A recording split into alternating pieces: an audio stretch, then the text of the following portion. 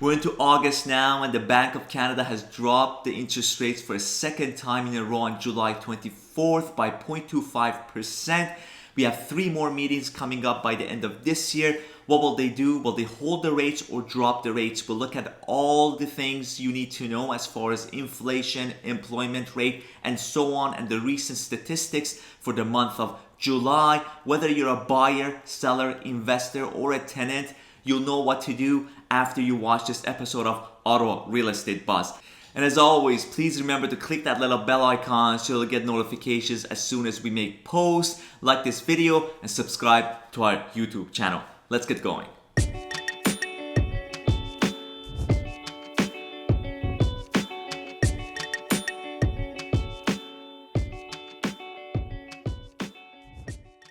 The Bank of Canada dropped the rates for a second time on July 24th by 0.25%, meaning the overnight rate is at 4.5% now. The variable rate, the borrowing cost, is at 6.7% with the banks, and whether this will be a continuous thing or not remains to be seen. But considering the stats we're getting as far as the inflation, the employment, the unemployment, and the GDP growth, all in all, is directing us towards more reduction in the coming up meetings. And when are the next meetings? We have 3 more meetings coming up until the end of this year, and that's on Wednesday, September 4th, Wednesday, October 23rd, and finally December 11th. Wednesday 2024. So those 3 meetings will show us where we're headed, and the banks are speculating, the big 6, that we may have another 0.5% reduction on the rates, bringing the overnight rate to 4%. Heading into 2025. And this is a sign that we've pretty much hit almost rock bottom as far as things go, and there is a bit of a concern that if these rates are held or not dropped, that we may get close to a full-on recession, and they want to avoid this all in all. As far as the numbers go for inflation, we had a cooling off compared to the previous month. So the CPI, as we can see here, has dropped from May. So June we're at 2.7%, and in May was 2.9%. And the unemployment rate is at 6.4%. It's up 0.2% from the month before on May. And employment, according to Statistics Canada, in June of this year, there was a job loss of 1,400 and a gain of 1,900 part-time positions, but in total a loss of 3,400 full-time jobs. And the GDP for the year is expected to grow at 0.8% increase. So this is not a full-on recession at the moment. It is difficult to borrow, and a lot of economic sectors are suffering. That's evident.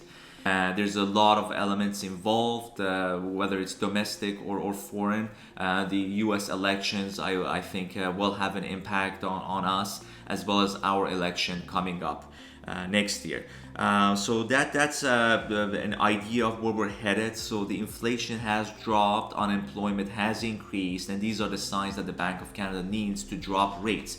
So in my opinion, we will have, as the banks are speculating as well, we will have continuous drops for the next several meetings. Now, as far as buyers and sellers go, now is the time to buy. I keep repeating myself, but it seems like the buyers are just taking their time and just relaxed, window shopping and thinking that, okay, if this is going to keep dropping, then I'll just wait until I get, it gets to a point where I think and I feel confident enough to get into this market. The problem is that when you feel confident enough, everybody else will feel confident, and then we'll head towards a market which will be more heated, which the prices will rise essentially based on the higher demand and the lack of inventory. Now there is more listings on the market, but the number of buyers on the sideline, as I've mentioned before, significantly outweigh the inventory at the moment. Once everybody gets into it,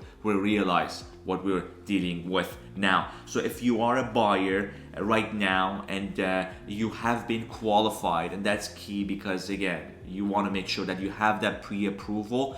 Don't get caught up on the rates. Yes, the rates are important, but if you strategize based on the package you get, the term you're getting on your mortgage, whether it's a 2-year, 3-year, and so on, or a variable, then based on that strategy, you can afford something, you buy something now and take advantage of this inventory that we have. Otherwise, if you were waiting for that confidence level to come up for you, everybody's the same thing, and then hit spring, we may see a movement in the market. We may even see it in the fall yet with a third drop. And even now, as we speak, there are properties that when priced right are going in quickly in a matter of a day or two. So we see that the momentum is starting to pick up. Some buyers are taking this more seriously than others, and when properties are priced right, and again this goes for sellers as well, for our sellers, they will sell, and they may get 2 offers or 3 offers even on the first or second day. Just yesterday a townhouse came on the market, priced right, day 1, and it sold firm without any conditions in this market. So it is happening slowly, so you want to take advantage of that. And as for sellers as well, if you have a property to sell and you're buying at the same time, please ensure that the property you're selling, first of all, it has to be priced right and it needs to have little work. Buyers right now are not into doing a lot of things, okay? It's hard enough to qualify for the mortgage. They don't want to do anything to the property when they move in. They just want it move-in ready. So make sure that if it needs paint, it's done so. If it needs to be cleaned. So presentation is everything with listings as well as being priced right. So get together with your realtor, make sure you strategize that property. And we can't say it's not a good market to sell really, rather you want to ensure that the property you're selling is presented well with a proper list price. And as far as investors go, as buyers, now is the time. Get on the train, buy something now. You can do inspections, you can do do your financing conditions, everything you can do right now with conditions, whereas in a couple of months you may not have that opportunity while prices are going to climb with a lesser inventory and more challenges. And as for the rental market, again, it remains to be seen, but if we start facing what we faced before in the last couple of years, where demand for properties are high in the residential condominium units, more people may be pushed away from purchasing a home because of affordability and to get into rental market, and then hence it will lead to increase in rental average prices as well. So let's take a look at the numbers for the month of July, taking at the residential first, and then the condominiums, and then the rental market.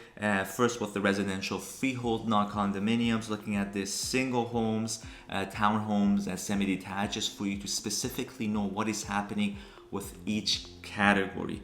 Looking at the average sale price for the month of July, we had for single homes 855,000 approximately. That's a drop of 0.9% compared to the previous year, which was at 864,000. For the townhouses, we're actually up. Average of 554,000 for July 2024. That's an increase from the previous year, which was 552,000 approximately. For semi-detaches, we're down about 5% at 662,000, and last year we were at 698,000. Okay. Looking at the residential freehold new listings, so for the single homes, we have an increase of 1,091 units for July 2024, and that's an increase of almost 10%. Last year we had 994 units. For townhomes, we increase of 30% at 646 units, whereas it was 496 units the previous year. And for semi-detaches, we're increase of 28%. That's 132 units, whereas it was 103 units the previous year. So the inventory is there for you to pick from. Right now is the time to buy. Okay, so taking a look at the total homes for sale. So we're up 34% for single homes at 1,860 units, whereas it was 1,381 the previous year. For townhomes, we're up 44%, 814 units for July, whereas last year, July was 565 units. For semi-detached, 37% increase, 170 units, whereas it was 124 units the previous year. Taking a look at the total sold units for single homes, 564 units, and that's an increase of 7.6%. So we have more inventory, yet now the sales are picking up. If the sales keep picking up, it will impact the average prices. Okay, so this right now is a turning point. Okay, and last year we had 524 units sold. Townhomes 399 were up 20% compared to last year at 332 units, and for semi-detaches up 23.5% at 84 units, where last year was 68 units. So in each category of the residential freehold, we see that the number of sold units is increasing, okay, even though the inventory is, moving at the same direction as well.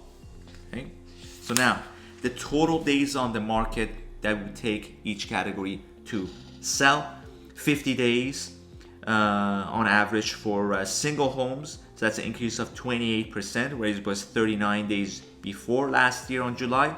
Townhouses, 35%, an increase of 35%, whereas 38 days, it was 28 days before. And for semi-detaches, increase of 18.8%. That's 38 days compared to 32 days. Again, now, taking a look at the months of supply for residential freehold. So for single homes, we have 4 months of supply. That's up almost 30%. Then the previous year was 3 months of supply for singles. For townhomes, we're at 2.5 months approximately, at increase of 47%. And for semi-detaches, close to 3 months. So that's an increase of 28% compared to the previous year. Now, let's take a look at the average list to sale ratio. For single homes, we're at 97.9%. That's a drop of 0.6%. Again, the average list price changes based on demand. For townhomes, 98.9%, that's a drop of 0.3%, and 99.2% for semi-detaches, that's an increase of 0.6%. So pretty much homes are selling close to asking, and the average list price is holding steady. Let's take a look at the condominium market now. For July 2024, average sale price, $451,000, increase of 3.6%. So compared to last year, it was 435%. And what's happening now? The rates are dropping, affordability is slightly increasing, and the more affordable unit and homes are being sought out by buyers. And when this happens, essentially this wave and ripple effect will catch on to homes that are non-condominium, and this is how prices slowly increase the average over time. Okay. As for the new listings, we had 358 units in July 2024. That's an increase of 15%. Compared to last year, it was 311 units. And looking at the homes for sale in total, 662 units. That's an increase of almost 50% compared to last year at 443 units. So that there's more inventory for sure for the condominiums at the moment. Now, taking a look at the Total sold homes, similar to residential freeholds, condominiums as well. Although the inventory is up, the sales are up as well. And again, a turning point. July 2024, 193 units, up 21% compared to the previous year, which was 160 units. Total days on the market, it would take a condo unit to sell, 55 days, up 31% from 42 days from the previous year.